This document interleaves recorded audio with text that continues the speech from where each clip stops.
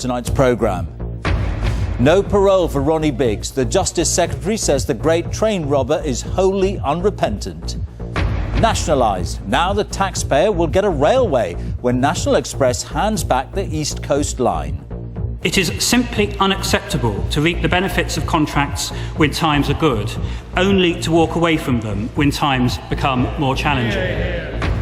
A vicar has been charged with conducting sham marriages for illegal immigrants.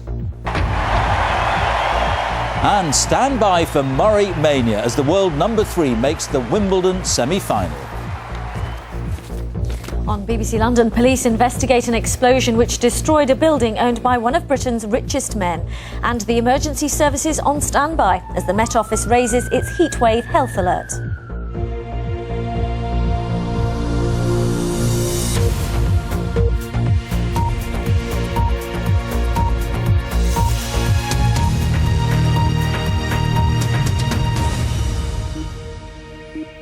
Good evening and welcome to the BBC's News at 6.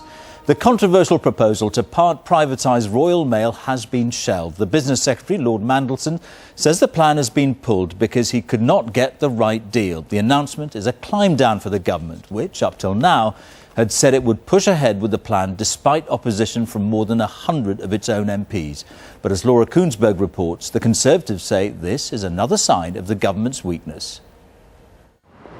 Parcelling up the Royal Mail was meant to save it, easing the crippling pension deficit and guaranteeing the future of the business. But it also required a flex of ministers' muscles to push it through, a test that today the Business Secretary said he would not yet complete. My Lords, market conditions have made it impossible to conclude the process to identify a partner for the Royal Mail on terms that we can be confident would secure value for the taxpayer. There is therefore no prospect in current circumstances of achieving the objectives of the Postal Services Bill. The government says market conditions mean it's impossible now to find a buyer for the business. But the change of mind over the sell-off isn't the only time ministers have backed down. Just yesterday, an identity card pilot was scrapped by ministers. And last month, the government quickly agreed public hearings for the inquiry into the war in Iraq, a total change to their original plans. The trouble is, this government is in a state of paralysed indecision. They cannot take any decision on any difficult subject. So why all those changes of heart? Well, after angst at Westminster among Labour MPs about Gordon Brown's troubled leadership, he promised his backbenchers he would listen to them more. And with 150 of them ready to fight the proposals to sell off part of the Mail, today's, along with other recent climb downs, appears to have delivered what they want. I'm delighted with the statement that partial privatisation will not go ahead. What we need to do now is make sure the pensions deficit is sorted out and that modernisation goes ahead so that we can have a first-class postal service. Ministers maintain they're not locking up the plans for the Mail and throwing away the key. But with an election now in less than a year, it's not likely that this Labour government will be able to seal the deal. Laura Koonsberg, BBC News, Westminster. Well, I'm joined now by our political editor, Nick Robinson in Leicester. Nick, Lord Mandelson says this is all about what's happening in the market, but there's a pretty healthy dose of politics in all of this, isn't there? Yes, you don't expect government ministers, least of all Peter Mandelson, to come before the cameras, to go to the House of Lords and say, you know what, we're about to do a spectacular U-turn and the real reason is our own party are furious and we can't afford another row in the lead up to a general election. He doesn't say it, that is the truth. Never has the market conditions been more convenient. Now, I've no doubt at all that it is a struggle to get a bidder for the part privatisation of Royal Mail, as the Secretary of State says, but it is mighty convenient now, and it gives him an excuse not just to abandon the sell-off but also to abandon pushing this through its parliamentary procedures, avoiding rebellions on the backbenchers. And you can add to that list that Laura was giving just in the last few minutes, the government has had another defeat on its parliamentary standards bill supposed to clean up the behaviour of MPs. Now, Nick, I know you've been talking to the Prime Minister, Gordon Brown, about this whole spending row, about cuts and so on. What's he been saying? Well, he's here in Leicester as part of a 3-day tour, getting away from Westminster and getting away from a debate which he thinks obsesses the Westminster Village, but not the country as a whole. He thinks the country are interested in getting growth going again, jobs and housing and the like, and not about how to pay back the debt. I put it to him when I travelled up with him on the train that his problem getting that message across was people's questions about whether he's being straight about the state of the public finances. They are saying, is my Prime Minister telling me the truth or hiding the truth about how bad the public finances are? I've always told the truth, and I've always told people as it is. There will be asset sales, there will be efficiency savings, there will be reforms in the way departments work. I've got no... What about the word cuts? I've got no interest... Hold on. I've got, right? If these programmes are cut, then that's fine. But I want to get the resources to the front line, to the policing, to hospitals and to schools. Note that for the first time the Prime Minister does use the C word, does talk of there, George, although he's stressing it's not for the things that people really care about. His view is that Britain is being made to be too pessimistic about the economy and that we should believe in ourselves and believe in the possibility, therefore, of keeping that spending going when the economy recovers. It's a message he's frankly struggling to win and to get across. All right, Nick, thank you very much. Ronnie Biggs, one of the great train robbers, is to remain in prison because he's never shown repentance for his crime. The decision was taken by the Justice Secretary despite a recommendation from the Parole Board to set him free. 79-year-old Biggs, who suffered a series of strokes, is now a shadow of the man who was on the run for more than 30 years. Here's Daniel Sanford. Ronnie Biggs, the infamous escaped great train robber, on the run in Brazil. He had fled his punishment for his minor role in the most serious heist of his era. But eventually his money ran out and his health caught up with him. Ronnie! And he flew back to Britain 8 years ago to serve out his sentence. As one of the gang who stole £2.6 million from a mail train in 1963, there's no doubt he was a serious criminal. But last month the Parole Board decided his poor health, he's had 3 strokes and can't talk, meant he should now be freed. They said, he does not regret his offending. What has quite plainly reduced enormously is his capacity to reoffend. But his lack of regret and his escape have caught up with him. The Justice Secretary, Jack Straw, overruled the Parole Board, saying, Mr. Biggs chose to serve only 1 year of a 30-year sentence. Had he complied with his sentence, he would have been a free man many years ago. Ronnie Biggs' lawyer said the decision showed a lack of compassion. He has had 3 strokes, he cannot walk, he cannot talk, he has acute pneumonia, he's not reacting to antibiotics, and he has broken his hip, which has also touched on his spine. You know, this is an 80-year-old man, 80 in August. Shall we have some compassion for a man that may have laughed at justice, but has come back and said sorry? I don't regret the fact that I was involved in the train robbery, and as a matter of fact, I'm quite pleased with the idea that I was involved in it. Why? Well, because it's given me a little place in history, shall we say. You know, I've made a mark for myself. This evening, Ronnie Biggs is in hospital in Norwich. Prison officers guard him in his bed. His health deteriorated even further today.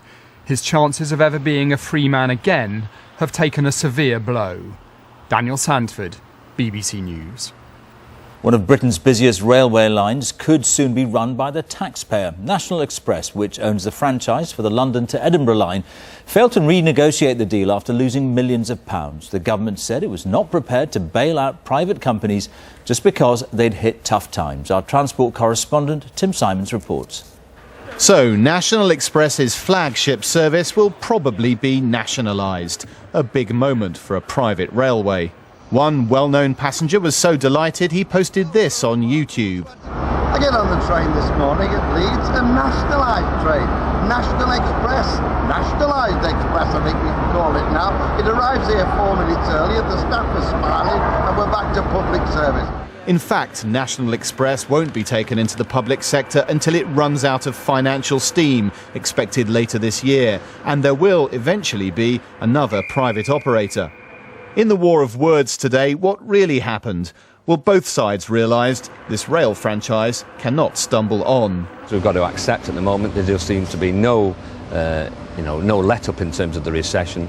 Passenger numbers have fallen The yields have weakened, and as a consequence, I think it probably is inevitable.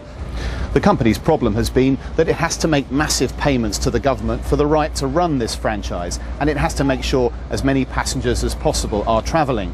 But the number of passengers travelling is hardly growing at all, and many passengers are finding ways to travel as cheaply as possible. Well, as a matter of policy, we wouldn't travel first class. We're a limited budget, so we go for the cheap tickets. I've been looking to try and book 2 or 3 weeks in advance to get a cheaper deal as possible. National Express was desperate to win the East Coast franchise. It's a key rail artery. The company agreed to pay £1.4 billion over 10 years. By the time the government takes over, it will only have paid around £214 million, though it will also hand over extras of about £72 million, investments and penalties, which leaves the taxpayer picking up the bill with not a lot of help from the fare payer. My Lords, but the Secretary of State said it was the only way. All other rail companies are fulfilling their contracts despite the economic downturn. It is simply unacceptable to reap the benefits of contracts when times are good, only to walk away from them when times become more challenging. So what happens next? Well, Lord Adonis also wants to take away the company's other 2 rail services, C2C and Anglia. National Express says he can't. And there is real hostility in the rail industry to the system of fixed franchises based on sealed bids with no negotiation. But despite today's upheaval and the change to come, ministers stress the trains will run without interruption. Tom Simons, BBC News. The Queen has marked the 10th anniversary of Scottish devolution by visiting the Holyrood Parliament in Edinburgh. Despite a lingering cold, she addressed MSPs, congratulating them on firmly establishing the Scottish Parliament at the heart of Scottish life and culture and setting them this goal. Your challenge over the coming years is to take the Scottish Parliament forward on the next stage of its journey, to build upon their strong foundations, to ensure that it continues to reflect the priorities and aspirations of all of Scotland's people. Plans have been drawn up for the possible closure of 2 Royal Navy shipyards after work is finished on 2 giant aircraft carriers. BVT, which owns the Scotstoun and Govan yards in Glasgow and another in Portsmouth, says the company is merely planning for the worst-case scenario. The MOD says no decisions have been made. A Church of England vicar from East Sussex has been charged with holding sham marriage ceremonies for illegal immigrants. The Reverend Alex Brown, who's 60 and from St Leonards-on-Sea, will appear at Hastings Magistrates Court tomorrow. The charges follow an 18-month-long inquiry, which was carried out by the UK Border Agency and Sussex Police. Louisa Baldini reports. At the heart of St Leonards-on-Sea lies the imposing red brick church of St Peter's. It was here that police believe 180 sham marriages were carried out, allegedly to the knowledge of the priest in charge, Reverend Alex Brown, who's led this parish for nearly 20 years. He was arrested at his rectory home during dawn raids yesterday morning, following an 18-month investigation. He's now been charged with conspiring to allow non-EU nationals to remain in the UK by claiming residency through marriage. His neighbour Emma Rich Spice told me she'd recently met him.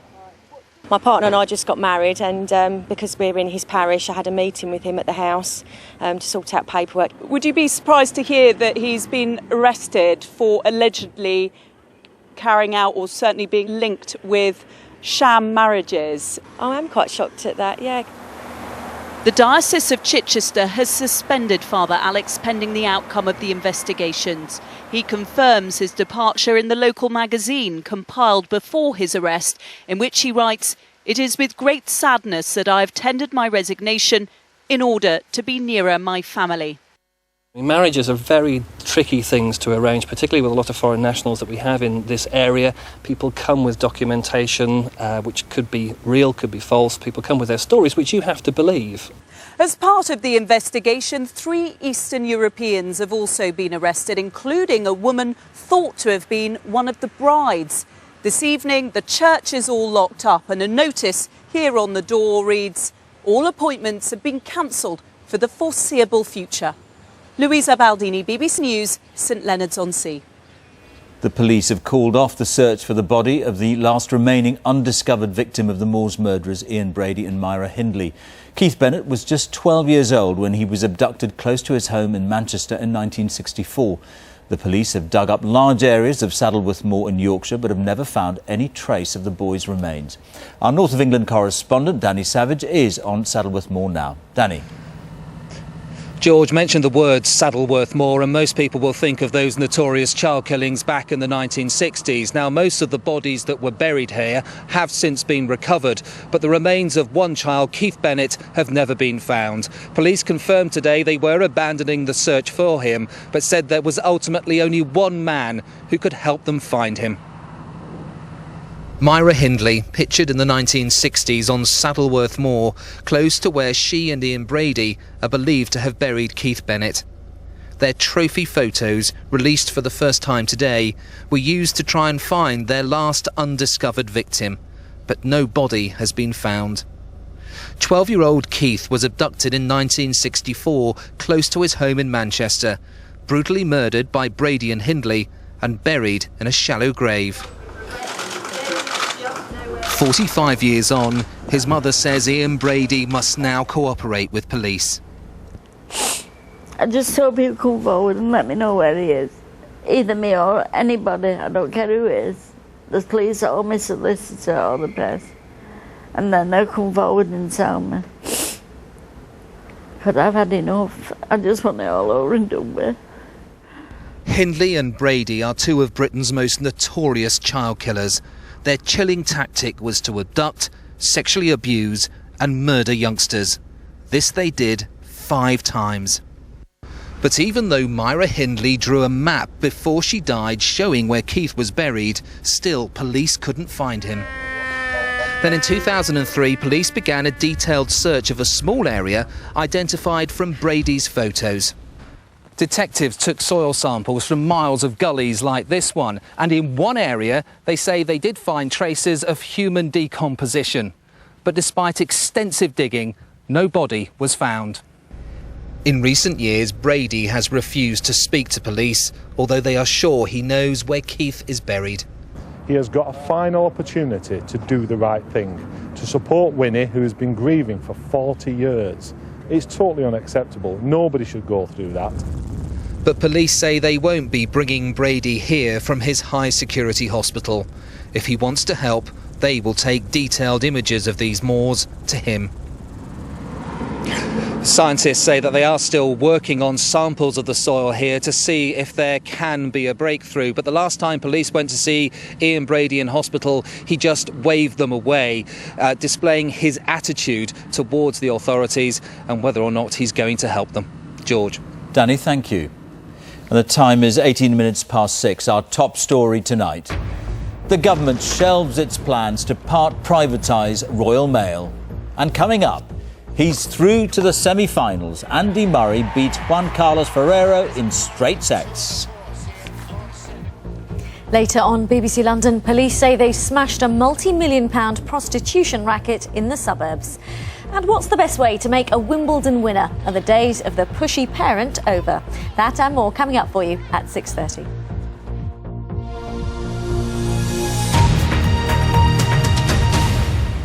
Eight years ago today, the law was changed in Portugal so that possessing or using all drugs, including heroin and cocaine, was no longer a crime. Many predicted that this would lead to more people taking drugs. But official figures show that drug use in the country is down and drug deaths are down, while numbers in treatment are up. From Lisbon, Mark Easton reports. At the end of the world, I went to see Maria. This area near Lisbon gained its name and reputation from illegal drugs, but over the past 8 years, residents have seen a remarkable change. This woman is smoking heroin. In most of the world it's a crime, but here in Portugal there's no way she'd be sent to prison for it. Because in July 2001, Portugal decreed that the purchase, possession and use of any previously illegal substance would no longer be a criminal offence. Many predicted disaster, that plane loads of drug tourists would descend on Portugal knowing they wouldn't end up in court. But what one politician at the time called the promise of sun, beaches and any drug you like simply didn't materialise. In fact, since decriminalisation, the consumption of drugs here in Portugal has gone down. These heroin addicts are among tens of thousands of drug users now in treatment in Portugal. Drug deaths here have fallen, drug-related infections are down, and official figures show overall drug consumption is down 10%. The apocalypse never came. We don't know if it's the change in the law or whether it's because Amy Winehouse and Pete Doherty are in the news again. We don't know what stops people taking drugs, but we can see what hasn't happened. And what hasn't happened is that there hasn't been an explosion in drug use, as you might expect. Drug trafficking remains a serious criminal offence. Portugal hasn't legalised drugs, but those caught with drugs for personal use are sent to local dissuasion commissions, panels of experts who can issue fines but generally encourage users to get clean. We try to dissuade people to do drugs. We don't forbid them, but we try to inform them about the risks that they are taking while they are doing drugs. The idea that users need care, not punishment, has swept across Europe. 10 countries in the EU generally don't pursue possession as a crime. In Britain, it is still a criminal offence. But official figures show that 80% of those dealt with for possession are given a caution or a warning. Only 1% go to prison, around 1,000 people a year. In Portugal, some remain unconvinced by the new philosophy. The police question whether decriminalising drugs has caused their use to fall. There's also clear frustration that yesterday's villains are today's victims. But no one argues that the change has resulted in the disaster some predicted. Mark Easton, BBC News, Lisbon. Andy Murray has made it through to the Wimbledon semi-finals after a straight sets victory against Juan Carlos Ferrero. Murray is the first British player to reach the semis since 2002. He'll face either Leighton Hewitt or Andy Roddick. Kevin Geary watched all the centre court action.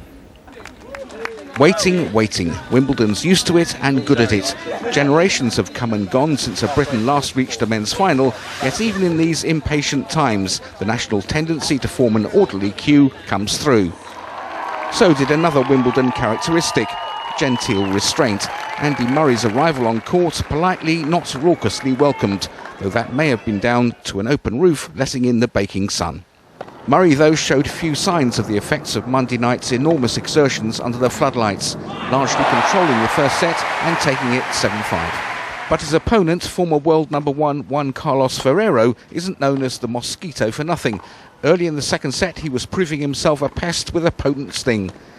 A break of serve seemed to have opened the way to level the match, but Murray simply upped his intensity to reimpose himself. The roll he was on seemed unstoppable as he broke back to restore parity, and then went on to nail the second set with assured finality. And there was to be no let-up, no nervy stumble in the third. The Scot stormed through it with a salvo of shot-making. In under 2 hours, he'd secured his first Wimbledon semi-final and the first for a Briton since Tim Henman 7 years ago. We try and focus on each match. It's something that I've not experienced here before, but at the US Open last year, I played a semi-final against the number one in the world, and I'm going to have a tough match, but I feel like I can win if I play well. Everyone was struck by how comprehensively he'd won. A lot easier than expected, I think. He played him out of the park, really. Very impressed. The British public is certainly warming to him, so good luck in the next round, and let's keep going. It had been a hugely impressive and commanding performance. For those who've yearned for so long, the waiting may soon be over. Kevin Geary, BBC News, Wimbledon.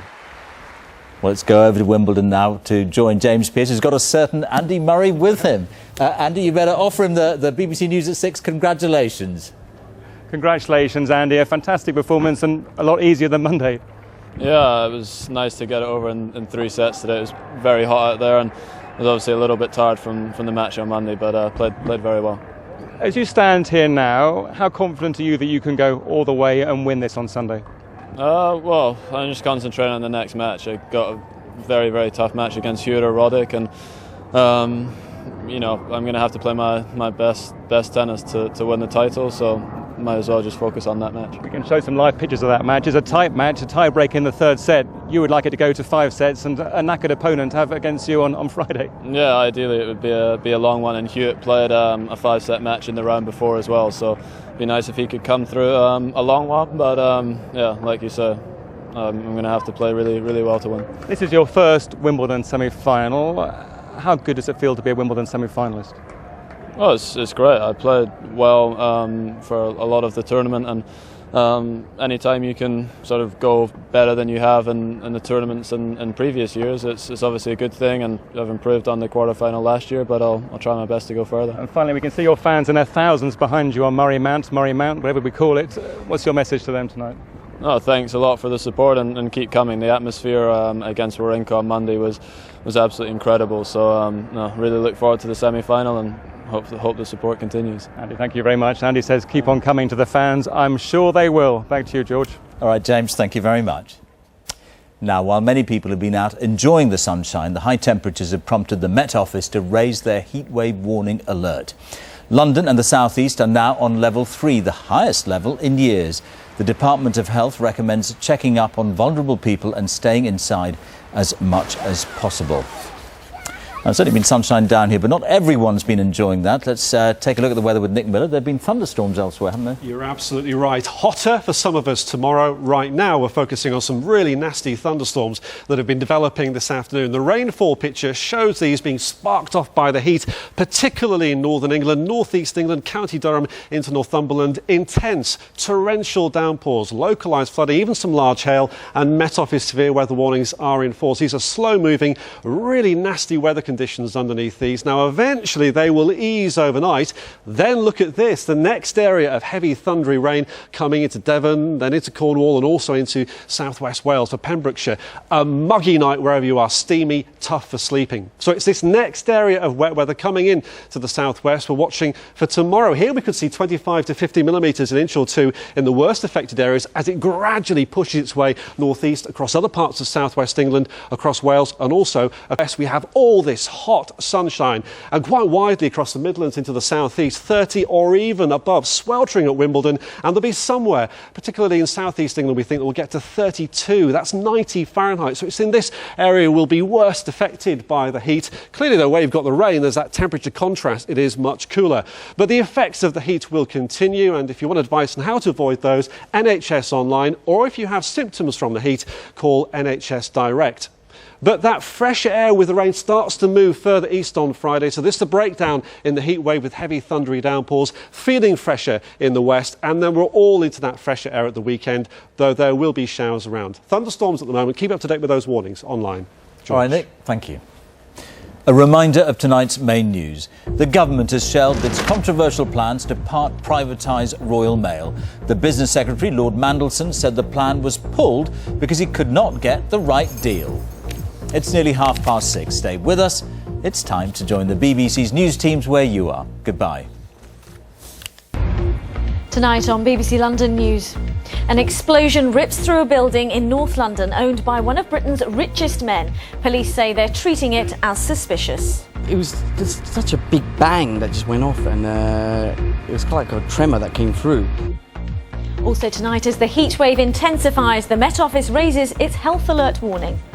That means it's likely to get a lot busier for the London Ambulance Service, who've already seen a big jump in calls. Plus, could a tablet be the cure millions of hay fever sufferers have been waiting for? And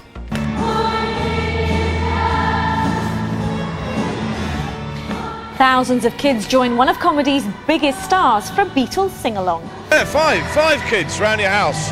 It's, whoa, what's going on? 5,000. I mean, hats off.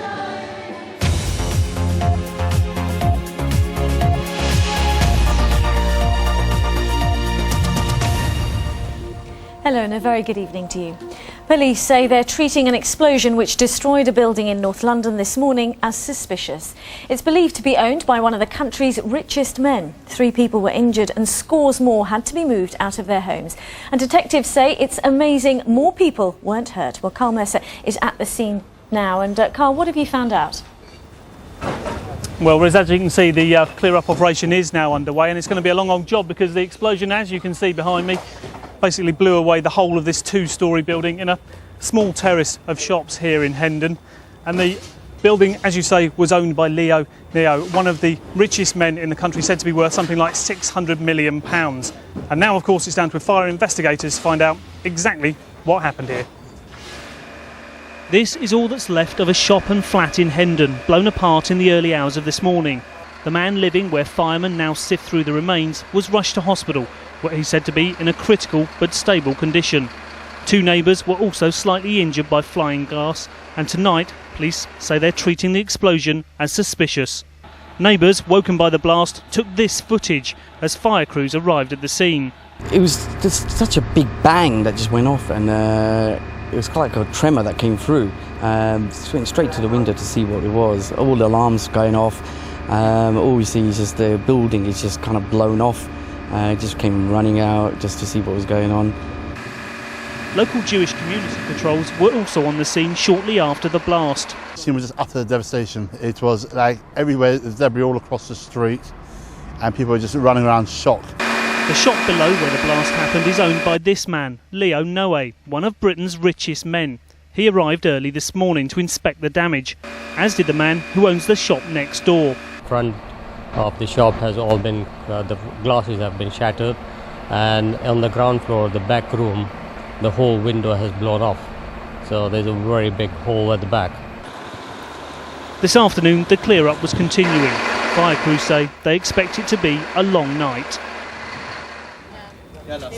Well, as you heard in that report there, Leo Noe actually owned the bottom half of this building. He did visit here, leaving a family wedding in the early hours of this morning. He's said to be worth something like £1 million.